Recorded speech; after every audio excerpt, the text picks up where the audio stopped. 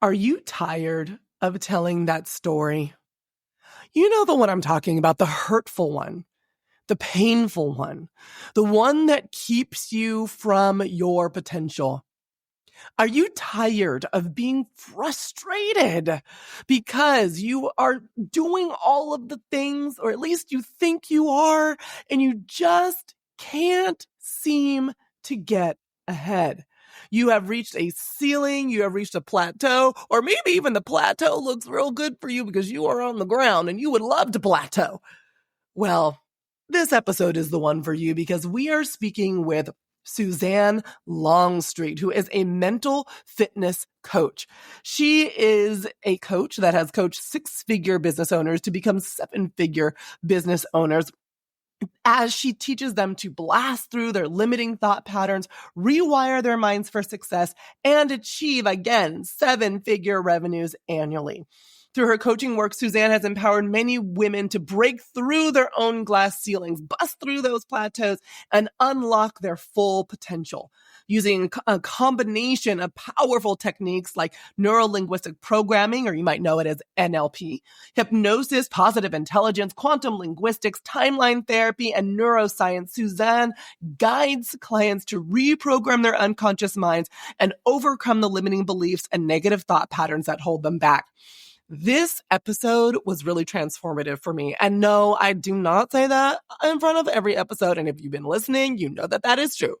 This one got me in my gut and got me in the place where I know that I need to work with Suzanne. In fact, after we finished recording, I asked her to send me a contract because she is that powerful. And it was an instant connection with what she's offering and my goals. And I hope that you get to feel that same connection. All right, let's go.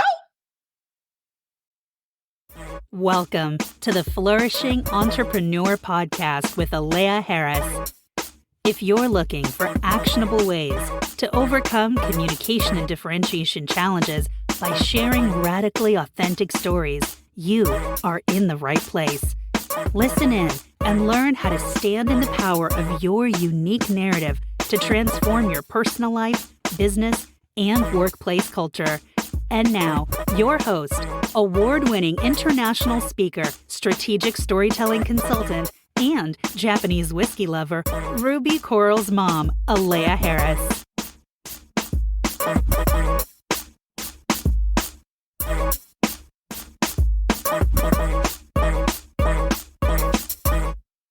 Hi, Suzanne. Thank you so much for joining us here today on the Flourishing Entrepreneur Podcast. How are you doing today?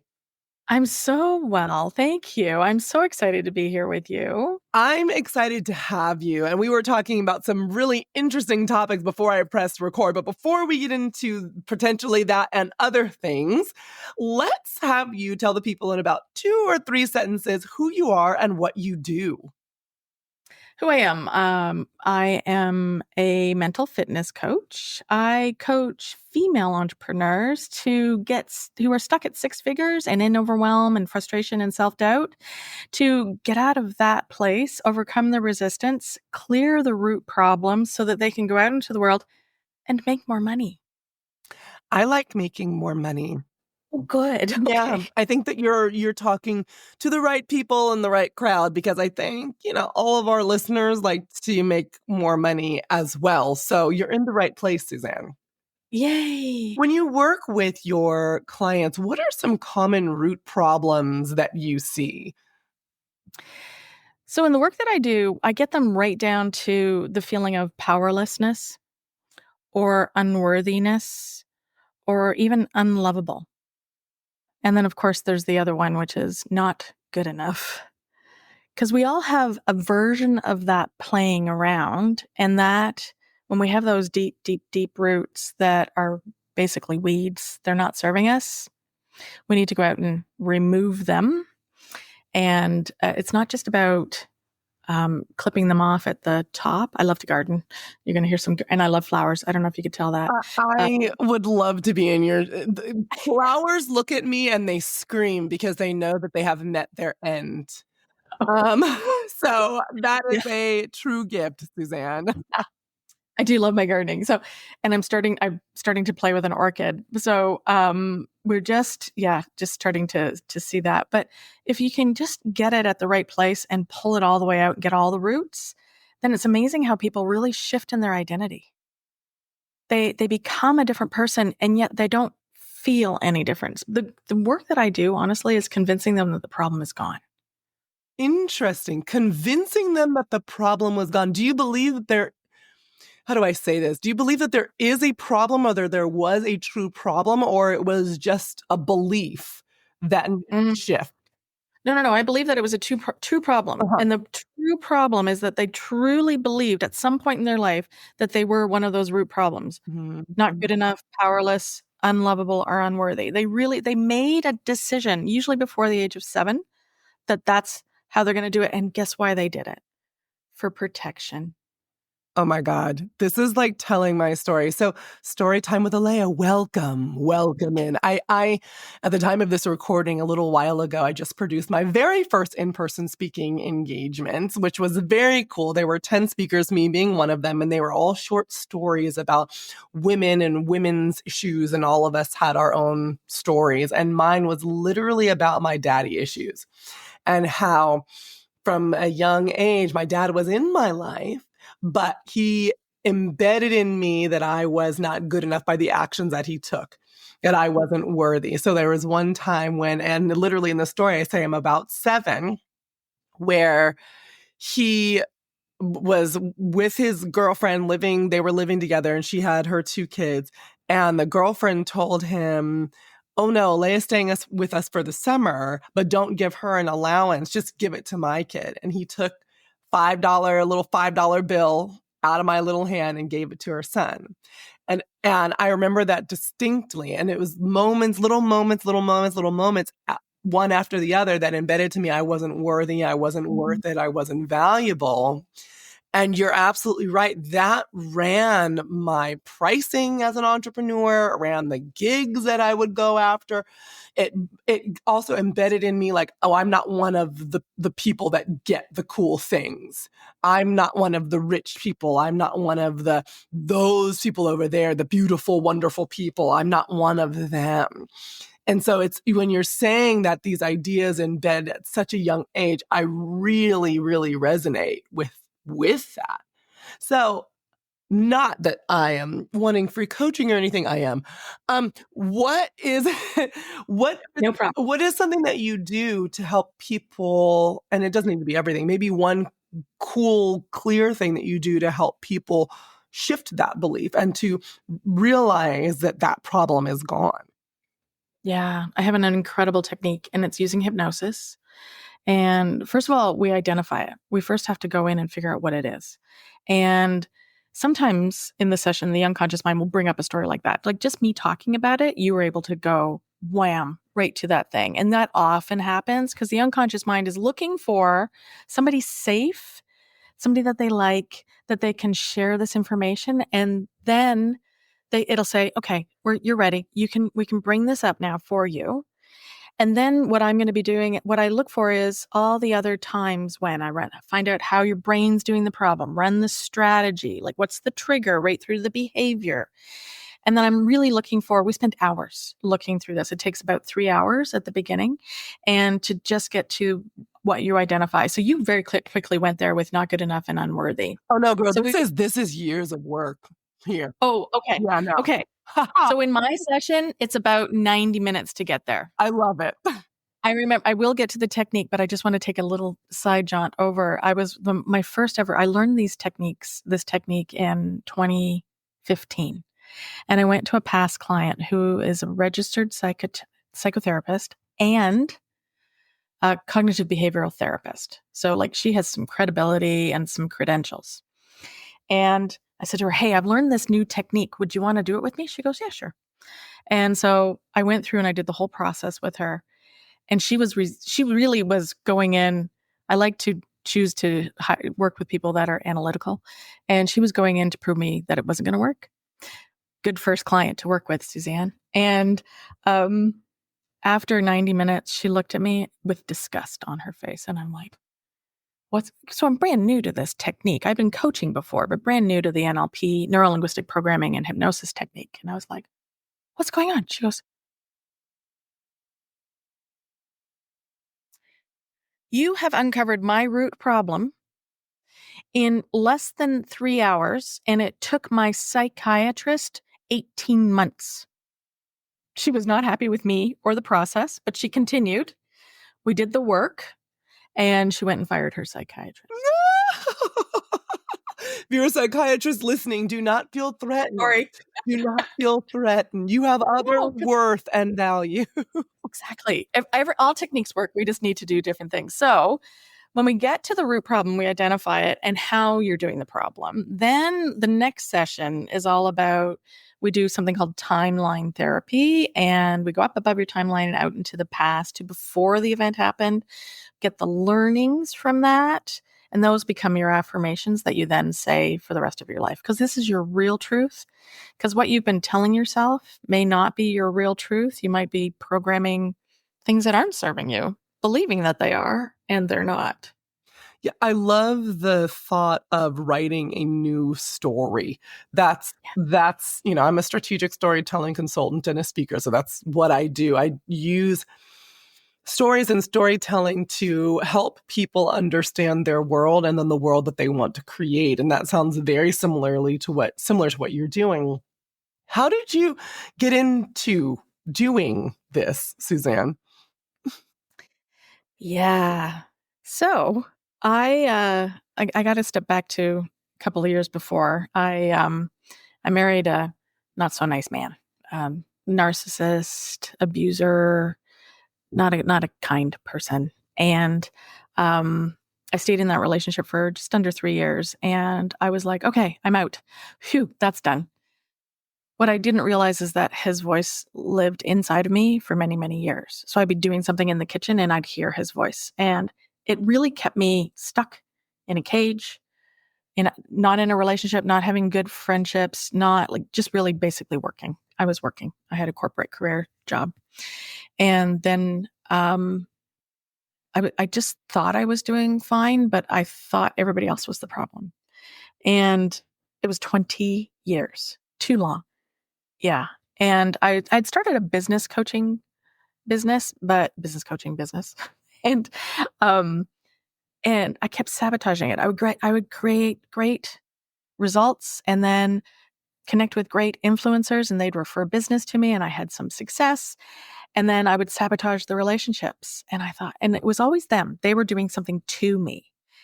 And finally, in late 2014, early 2015, I got a call from a woman who was leading this neuro-linguistic programming course. And she said, hey, Suzanne, this is the best line ever. If you're ever reaching out to people, use this line. Hey, Suzanne. Well, use hey first name. I think you're my ideal client. I would love to connect with you to ask you some questions. Would you be open to having a conversation with me? Sure, I'm your ideal client. Absolutely. That is a good line. So I then, and she had the session with me. She invited me to her free weekend. Then she invited me to her course. And I went home and I said to my new husband, who's a lovely man at that time, and I said, so what do you think if I do this course? And he goes, well, you haven't got any clients anyways. Might as well take a course. So I got the designation as a neuro-linguistic programming practitioner, coach, and hypnotherapist. And what I realized is I finally found the tools that were helping me. And I was finally properly diagnosed with something called complex post-traumatic stress disorder. And when I realized that was the behavior that I was running and how I was sabotaging my relationships and my friends and my business, I went, oh, and there's a way to change this. Yay. And it was quick, like so quick. I couldn't believe how quick it was. Wow, that's amazing. So then you now no longer suffer with complex PTSD? No, I don't because, well, I did a couple of techniques with some of the people in the class, right? That's how you learn to do it. And then about a year after I had finished, I was in the back of a classroom supporting just supporting, volunteering my time. And another trainer came in and said, we were getting coffee. I'll never forget it. And he says to me, we were side by side at the coffee place. And he says, so when are you going to get rid of the rest of the PTSD? I'm like, no, no, no, no, no. So he said, come to my office. So I spent a day with him doing these techniques. But it was just, he's gone further and developed more, which I've learned from him, deeper trauma techniques, because you'd be surprised and horrified at how many people have suffered some sort of trauma. And, so. I'm sure. Yeah. Almost like I want to know, but don't want to know. You're right. No. Yeah. That's an over wine conversation. So he really cleared it for me. And I remember him saying to me at the end of the day, it was August 31st, 2016. So about a year after I'd taken the trainings. And he says, okay, so we've really done a lot of work on your neurology today. And I want you to be gentle with yourself. And I remember thinking, again, the inner critic, I'm a trainer. I can do this. And so, but what happened is the next month, I was just behaving differently. I was more relaxed. I was more confident. I would say to somebody, oh, you're interested? Okay, well, let's do it. It's this much. And I would just say it. And they say, okay. Then they would come. And my revenue went from $5,000 a month to $15,000 and $20,000 a month. And I went, hey, I guess this thing's really gone now. Oh, that's amazing. And I also love that it's connected to money. Because I don't think people realize that. I think people think that like, oh, I'm going to take this trauma and I'm going to put it in this bag and carry it around with me. But it's not really weighing me down. It's not really preventing me from doing anything. It's fine. It's fine. And it actually really is preventing you from doing the things, all of the things, right? If you're like, oh, why can't I just move forward? Oh, what is going on? Well, I can tell you that bag that's weighing you down is going to prevent you from everything that you're trying to do. Exactly. Yeah. And then we have this beautiful knack as humans is, okay, we let go one bag. Oh, we're healed. Yay. And then now let's go fill up another one. Well, I have a theory that what happens is, yes, we release this one bag. It comes up. It's like, oh, finally, we're released. And then just like the beer bubbles on the beer or the pop, then all of a sudden more start coming up. It's like, oh no, I got more of these things to deal with. So many things. Yes. Yeah. I totally believe that. I have seen that in some of the trainings that I've done. They call them beach balls, like popping up to the surface, right? And it takes you're spending all of your energy trying to keep the beach balls underneath the surface, and one pops up, and then you have to deal with it. But then you just let them pop up, let them deal with it, and all of a sudden you have clear water, right? But that's not, how most humans work. Right? I like that analogy, beach balls. I'm going to use that. Yeah, feel free. That's a free analogy for you on today. You're welcome. Yeah. You're welcome. So what you've talked about the limiting beliefs that we're running. You talked about the way that they have helped you transcend. What then would you say your story that you're telling now is going to be, and how is it different than the story you were telling before? Ooh. Gosh, yeah. My story used to be, oh, it's not my fault. It's somebody else. I didn't do this. Very much victim. I was really the victim. And I remember working with a woman a long time ago, a therapist, and she said, wow, your story is really shiny. And I'm like, what do you mean? She goes, oh, you talk about this a lot, don't you? And I reflected on that and thought, yeah, anybody I had met for the first time, they would know that I had been a victim of domestic violence. They would know that I had been suicidal. They would know that I thought I had PTSD, but I didn't know if I had. And the first time you met them, all of this happens? Oh, yeah. Oh, wow. I was running around with it as, a placard on like a sandwich sign, sandwich board. Yeah. Yeah, because I wanted them to know that it wasn't my fault that I would. That however I'm going to treat you, understand that it's all of these things' fault, not mine. Oh, yeah. They would know, like the shop person, they would know that I had been doing this. I was going around telling everybody.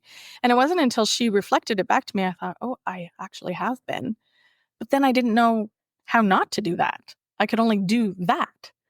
So then I had to find other things. And then, of course, I would find other ways to be a victim. Oh, I got fired. Oh, my sister said this. Oh, my friend did this. I was like, I was just piling on victim stories. So the story I tell myself now is that I'm not a victim. Even when I went through the breast cancer journey several years ago, I wasn't a victim.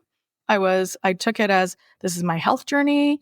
I'm just going to get rid of that lump because it's not working for me, and continue with the process and focus on the good and tell myself a different story, that I am whole and healthy and happy and lovable and worthy and powerful and all of these things. Might as well do all of the roots, just go with all of them. So there's a For different sure. story that I tell, even when something happens and I'm a business owner, I'm a solopreneur.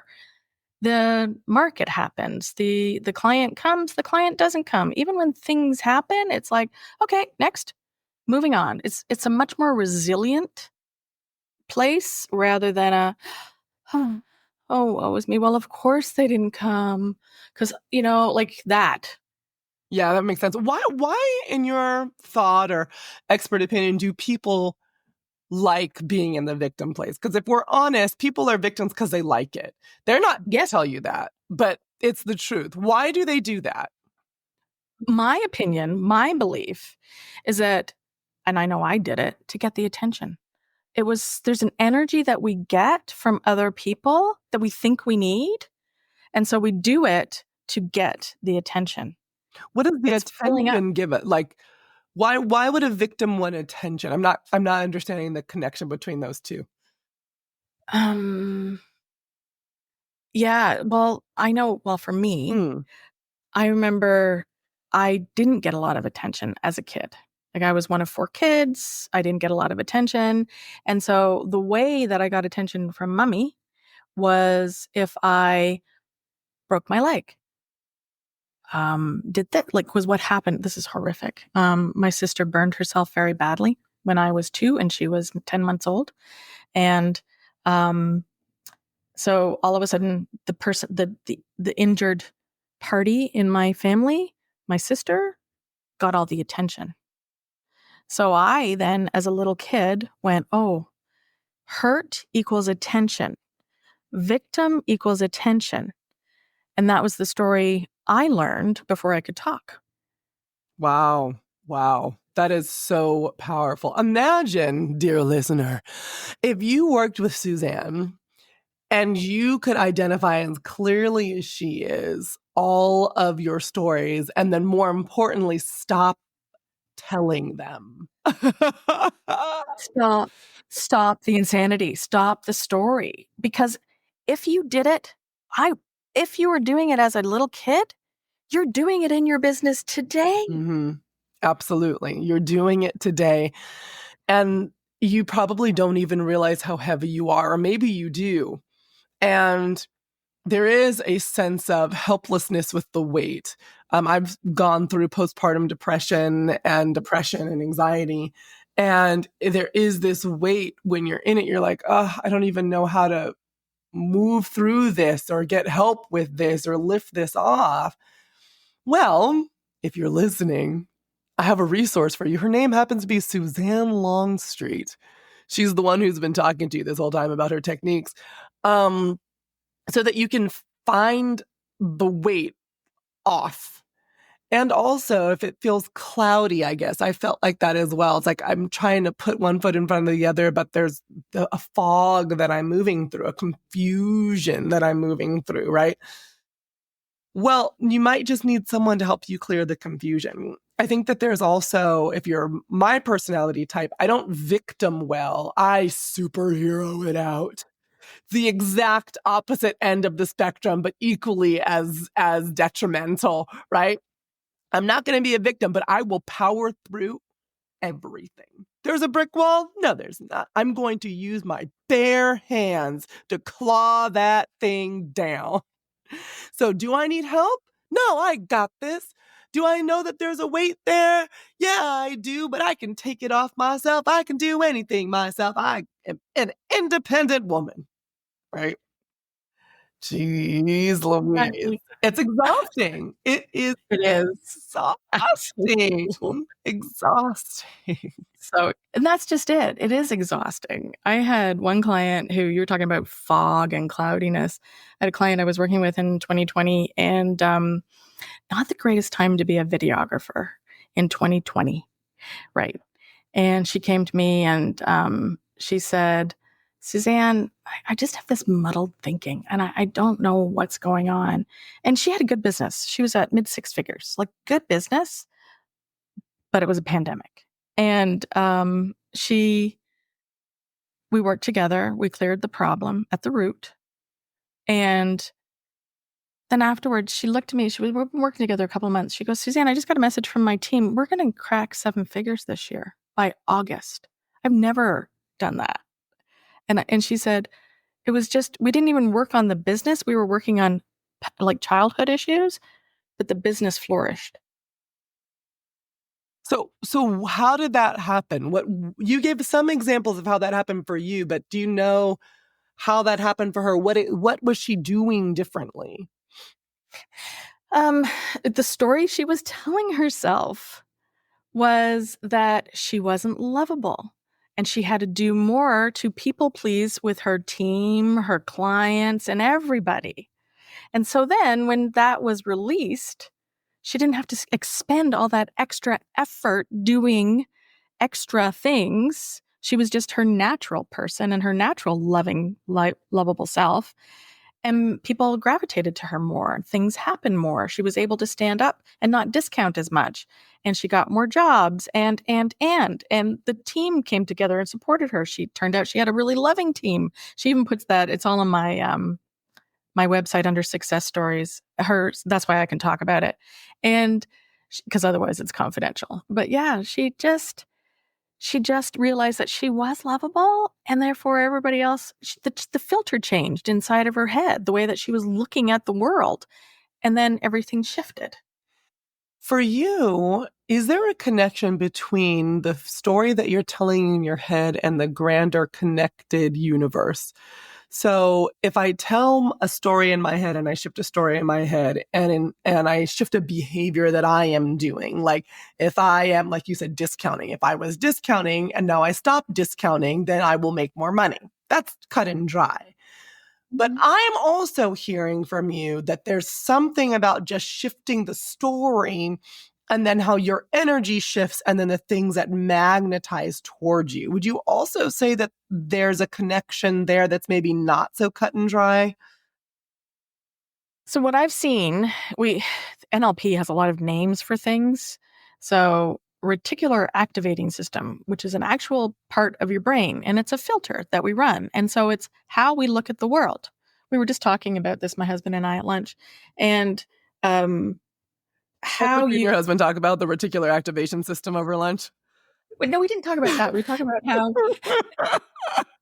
if you choose, well, we were just talking about the election. Oh, God. But we're recording this, by the way, on November 7th, just in case anybody was wondering. So if you love a particular individual, you're only going to see the good. And if you don't love a particular individual, you're only going to see the not good. Mm-hmm. And so the filters that we run, the stories that we tell ourselves in our head, the words that we use, you're going to love this statement.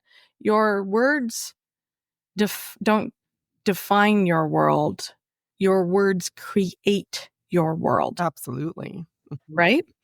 And so the stories with that, the stories you're telling yourself create your reality. So having said that, I was recently going through a journal and I found all of my affirmations from 2013 before I had pulled the root out. And it said, I am rich, I am successful, I am lovable, I am powerful. I had all these lovely things. And I would say them daily, but they weren't working. Because I was planting seeds into a garden that was full of roots with weeds. So the flowers couldn't germinate. And so what I know now, and what I didn't know then, is when you pull out those roots, when you do the inner work, then the new seeds can land easier. And so the new stories that you tell yourself are easier. And then you have different results. I'm loving this. Oh, good. I'm loving this. Suzanne, if you, flipping this a little bit from a different perspective, when you pass into the great garden in the sky and people are telling a story about you, what would you like that story to be? One thing that's really bothering me right now is that too many women entrepreneurs aren't reaching 7 figures. In fact, I've seen statistics from I'm not less at than 7 figures, and it bothers me as well. less than 10%, less than 5%. I've heard all sorts of different numbers. I'm doing more research on it for my new book, and that's bothering me. And so what I want to be is that person that people go, oh my gosh, she's the one who helped me to get more clear, more focused, take action differently because I shifted into being who I really am. And I was able to get to 7 figures and more in my business.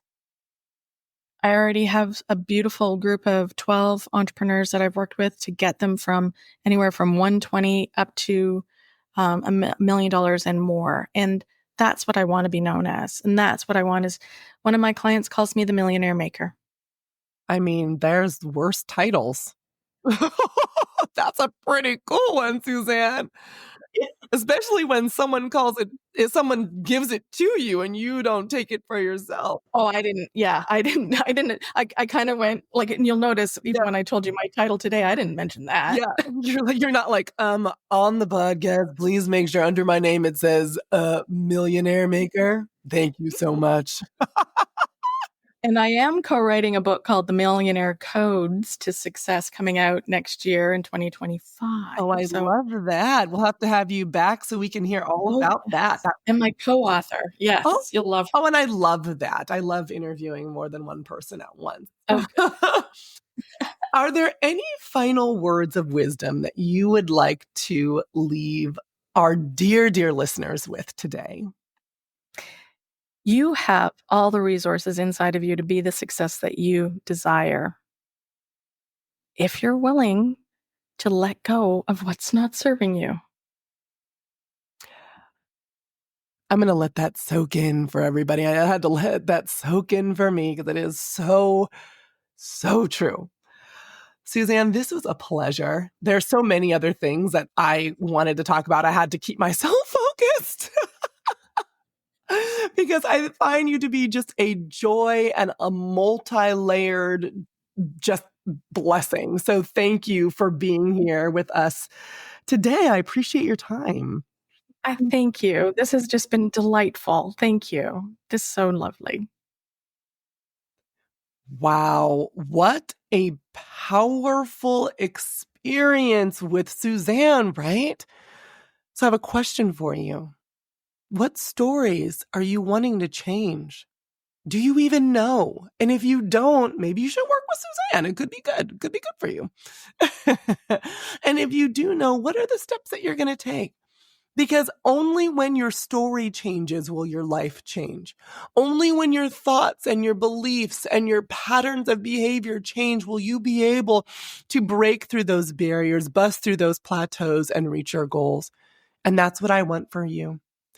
As always, my name is Alea Harris. This is the Flourishing Entrepreneur Podcast, and I'm sending you today and every day lots of love, light, and abundance.